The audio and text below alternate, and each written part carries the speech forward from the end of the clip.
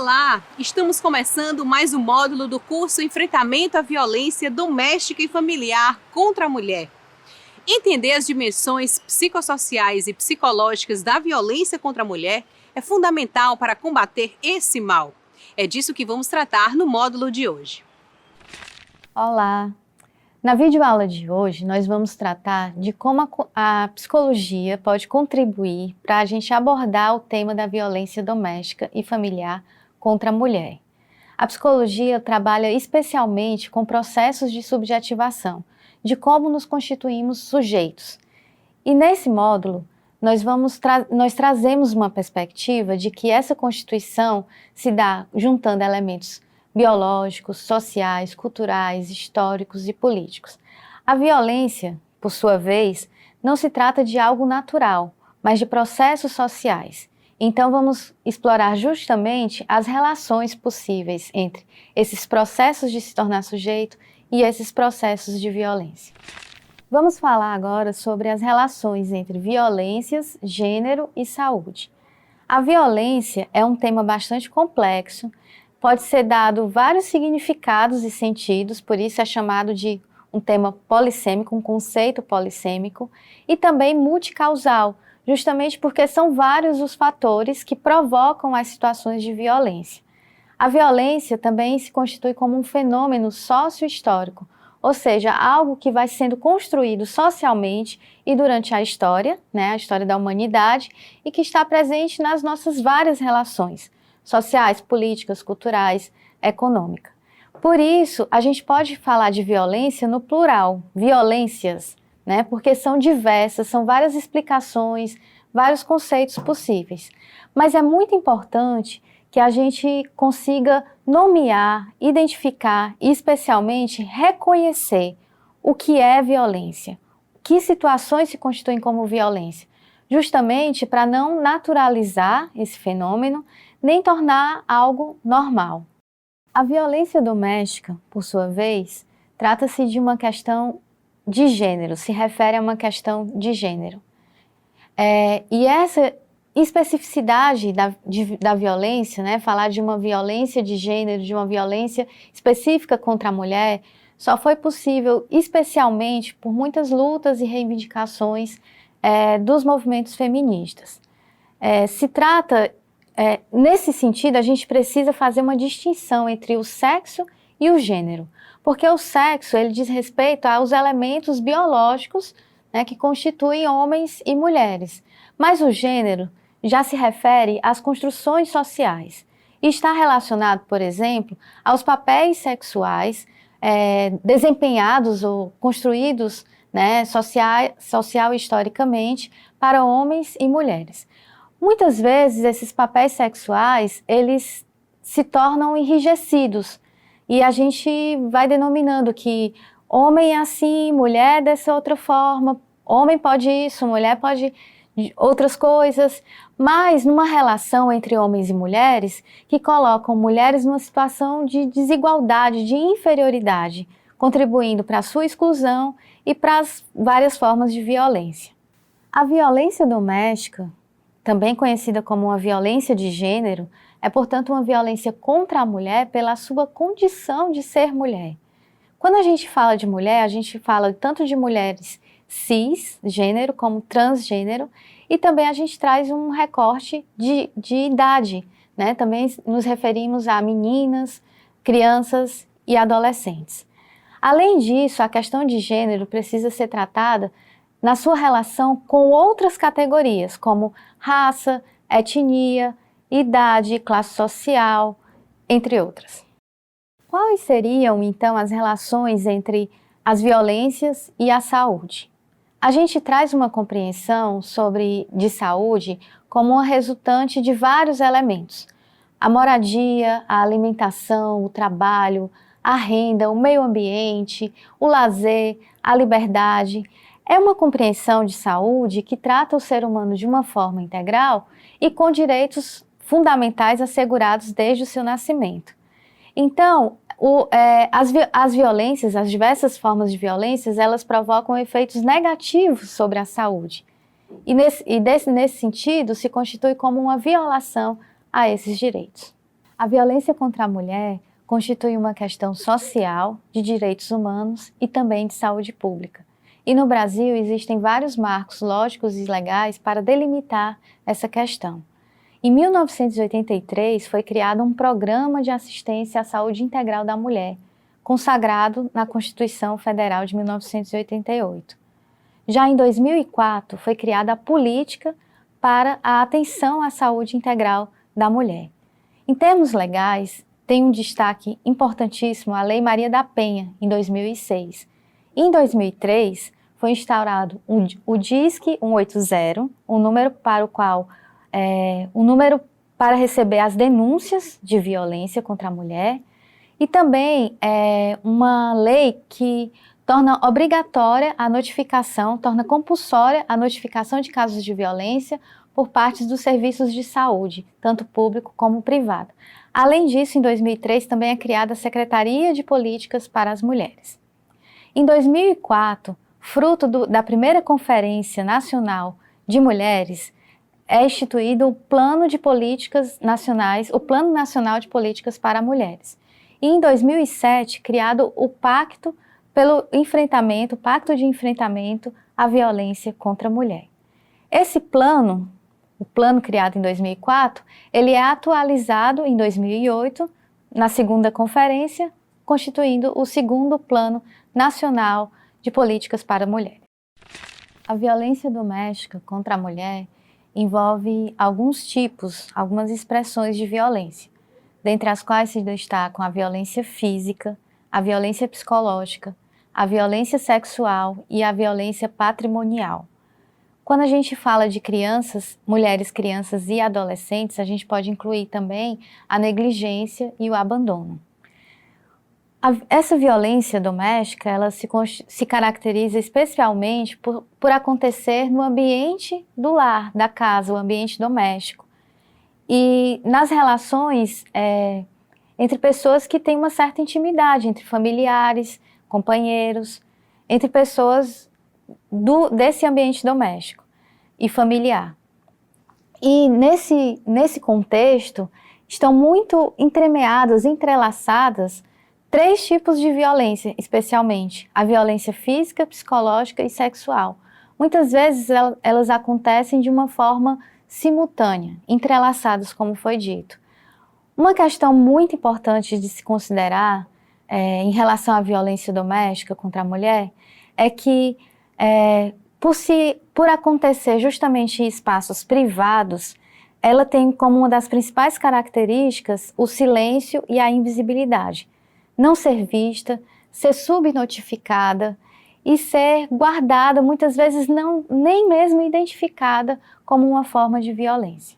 A violência doméstica, ela também tem uma característica de resultar em injustiças do homem em relação à mulher e reforça as desigualdades nessa relação de gênero. Por isso, a gente também pode considerar como uma questão ética, porque ela está relacionada a como a gente pensa a sociedade, almeja a sociedade, as formas de conviver e de nos relacionar. Ela pode se manifestar de variadas maneiras, desde impedir que a mulher se expresse com liberdade, que ela possa exercer o seu direito de ir e vir, as agressões físicas, mas também as agressões psicológicas, que são muito difíceis de serem identificadas, reconhecidas, mas que provocam que têm repercussões muito graves também. Há um documento que eu gostaria de destacar, que são as referências técnicas para a atuação da psicóloga e do psicólogo que atuam em programas de atenção às vítimas, às mulheres em situação de violência. É um documento do Conselho Federal de Psicologia, junto com o CREPOP, lançado em 2013. E nesse documento eles trazem uma discussão, uma proposta de que a gente, ao invés de falar mulheres vítimas de violência, falar em mulheres em situação de violência. Não é só uma troca de expressões, uma troca qualquer de expressões, mas quando a gente se refere a mulher em situação de violência, A gente está falando de algo que existe e que pode ser superado, enfrentado. É uma situação que pode ser modificada. Além disso, traz muito mais, denota muito mais um sentimento ou mesmo uma ideia, né, de que a mulher possa ser fortalecida e ter autonomia para enfrentar essa situação. Denota muito mais do que colocá-la, né, na condição subalterna de vítima. Quais seriam as razões para uma mulher estar em uma situação de violência? Vários estudiosos e também profissionais que trabalham com essa temática têm identificado que os motivos são variados, né? Não existe uma razão apenas. Muitas vezes a mulher é coagida pelo seu agressor, o que impede ou dificulta mesmo com que ela tome alguma atitude para mudar a situação. Isso é extremamente importante da gente considerar porque, assim, esse desconhecimento em relação a essas razões múltiplas muitas vezes geram alguns mitos socialmente compartilhados, às vezes bem conhecidos, de dizer, entre aspas, que a mulher gosta de apanhar ou que a mulher mereceu apanhar. Por isso que é tão importante a gente abordar esse tema de uma forma crítica, problematizando e de uma forma aprofundada. Não é tão simples assim. A violência doméstica contra a mulher também afeta a autonomia e a autoimagem das mulheres em situação de violência. Muitas vezes, essas mulheres elas vão alimentando, né, devido às situações de violência, sentimentos de incapacidade, de descrédito, de não confiar em si mesma e não perceber possível sair dessa situação. Essa violência também afeta o desenvolvimento cognitivo, psicológico, emocional, social de mulheres, e aí estamos falando não só de meninas, crianças, adolescentes, mas também de mulheres adultas, e também traz impactos na vida econômica. Nós vamos agora falar um pouco sobre o cuidado integral à mulher em situação de violência doméstica. Esse cuidado, ele envolve desde das políticas e dos programas para o enfrentamento, prevenção, ao atendimento, aos serviços de atendimento e acompanhamento das mulheres. Esse cuidado integral, ele requer uma rede de atenção integral, que trate dos vários aspectos envolvidos na situação de violência. Ele se refere também às políticas públicas, que por sua vez dizem respeito aos direitos fundamentais, a garantir esses direitos fundamentais de mulheres, especialmente a vida e a dignidade. Essas redes de atenção são identificadas, na verdade, duas redes. Uma rede de enfrentamento à violência e uma rede de atendimento à mulher em situação de violência. A rede de enfrentamento, ela vai articular estratégias e políticas, enquanto a rede de atendimento vai tratar especificamente da identificação, do atendimento e do encaminhamento das mulheres em situação de violência. Todas elas envolvem tanto instituições do governo, da sociedade civil, como também serviços e outras iniciativas. A atenção integral à mulher em situação de violência envolve justamente essas redes de enfrentamento e de atendimento. Por sua vez, essas redes precisam trabalhar de uma forma interdisciplinar e intersetorial, ou seja, envolvendo várias disciplinas, várias áreas e profissões, como vários setores. Setores que vão da saúde, assistência social, a justiça, a segurança pública, trabalho e renda, entre outros. O mais importante, talvez, nesse trabalho dessas redes seja o fortalecimento do protagonismo das mulheres e também a compreensão de que a violência se trata de um fenômeno multidimensional, ou seja, que pode ser abordado de vários ângulos. Não é necessário a formalização da denúncia por meio de um boletim de ocorrência para que a mulher em situação de violência seja atendida, por exemplo, num serviço de saúde. Esse atendimento é um direito dessa mulher. Por outro lado, é de suma importância e, na verdade, obrigatório por lei, que seja feita a notificação desse caso de violência.